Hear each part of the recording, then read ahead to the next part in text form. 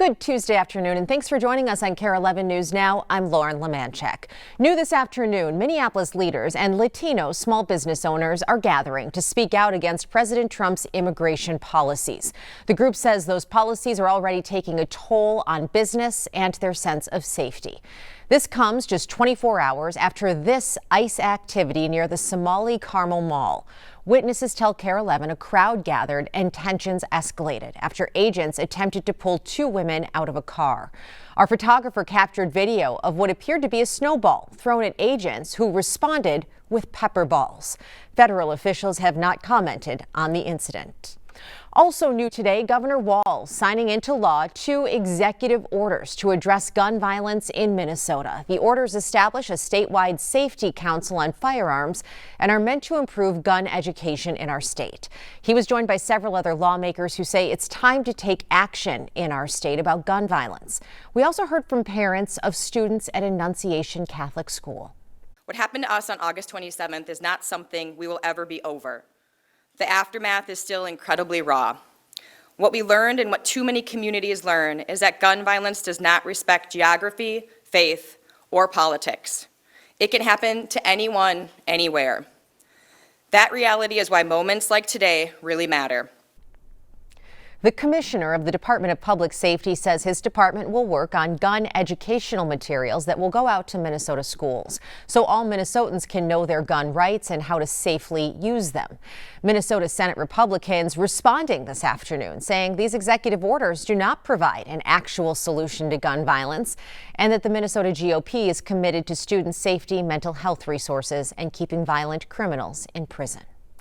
Developing right now, the Robbinsdale School Board is set to close 3 schools as they work through a multi-million-dollar budget deficit.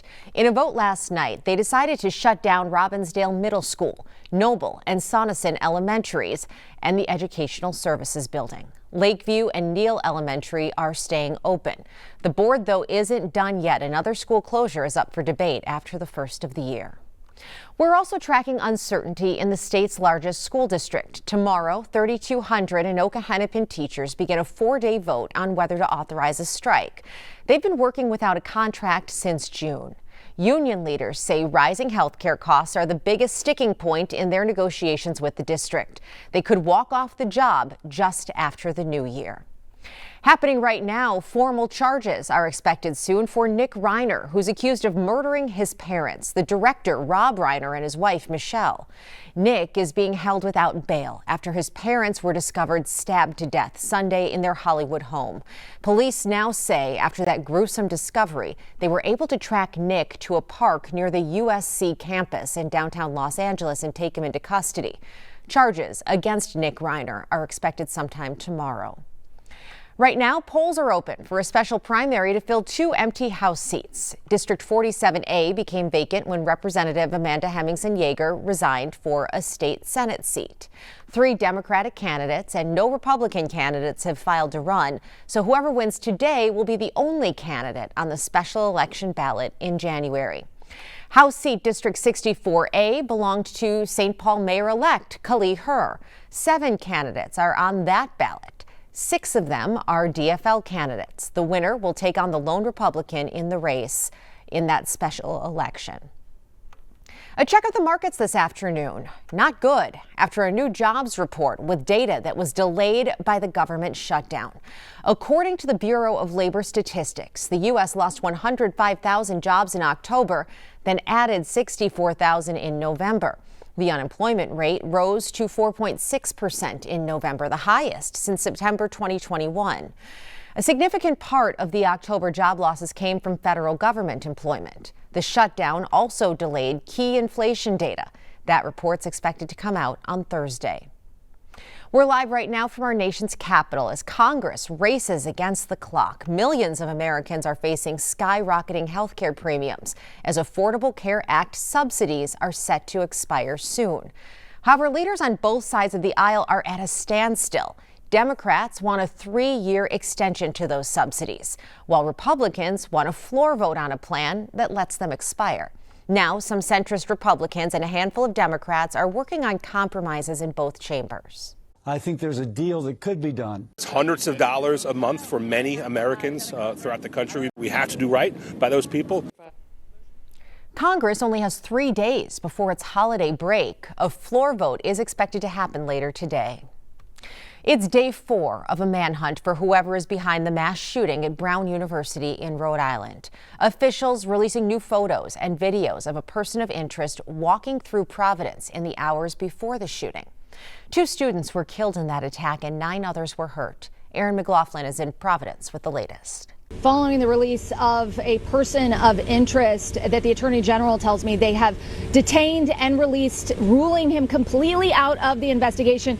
Yesterday, we saw this renewed investigative push here in Providence, Rhode Island. FBI combing through bins, sifting through bushes, searching the perimeter of the university for any clues. Police going door to door on local businesses and homes, asking for any Ring camera footage. And by the end of the day, authorities had released several surveillance videos showing what they say is a person of interest 2 hours prior to the attack in the area. Notably, though, his face concealed. The Attorney General tells me that right now they do not have any clear image of the suspect's face, a compounding factor in this ongoing investigation. The FBI has announced a $50,000 reward for any information leading to an arrest. We're also getting new information about the weapon used. According to police, a 9mm handgun was used to carry out the attack.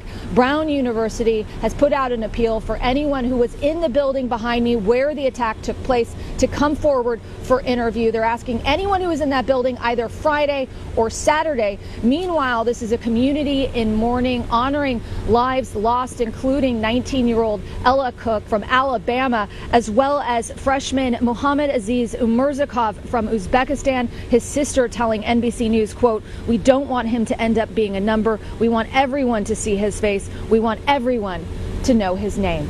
Back to you. New today, Australian authorities say this weekend's mass shooting at a Hanukkah event at Bondi Beach was motivated by Islamic State ideology. Officers shot and killed the 50-year-old suspect and injured his 24-year-old son. Police also confirmed they found 2 homemade ISIS flags inside their car. The shooting killed 15 people. More than 24 remain hospitalized. While the 2 shootings are a world apart, a Twin Cities rabbi is uniquely impacted by both, and he spoke with Carla Hult about it. Hours before lighting the first candle of Hanukkah, It is our festival of lights. Rabbi Adam Spilker of Mount Zion reflects today on how this holiday follows the weekend of darkness. My wife and I were at home. Tragedies Rabbi Adam first learned about in his role as dad. And we received a text from our son saying that I'm safe. Aiden Spilker graduated from Brown University last year and is now working at the university as an artist in residence. The workshop shares space in the engineering building. It's right next to it. Meaning Aiden was just feet and moments away from where the shooting began. He almost was at the bathroom where the shooting was happening, but he had decided not to go out there because he wanted to finish his project.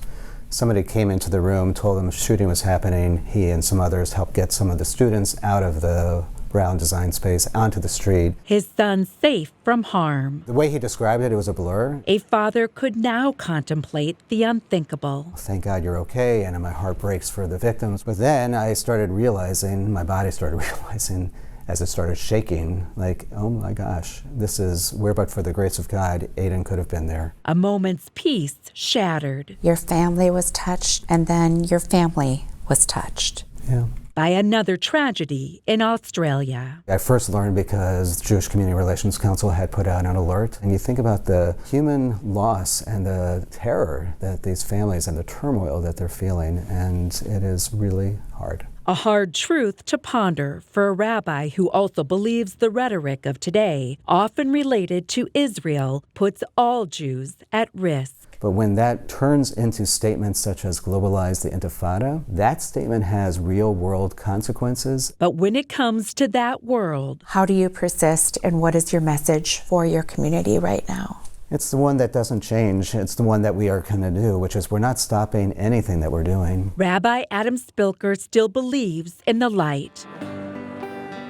the light that surrounded Mount Zion after the Tree of Life shooting in 2018. The light this rabbi and father will honor for these 8 days of Hanukkah and all those that follow. To remember that there are many, many more people with love in their hearts than hate in their hearts, and to hold on to that, that is important. They lit that light. That's faith. And that's what we have to do in times of darkness. And we will continue lighting that one candle after the other. Well, stunning new video this afternoon showing the devastation in Washington state after intense rains caused a levee to fail. That levee breach prompted a level 3 evacuation to communities, and you can see why. Entire neighborhoods near the White River are underwater, and that water isn't done rising yet. Intense rains are expected to last through tomorrow, pushing rivers near Seattle to historic levels. Stick with us. There is more news and weather coming up after the break.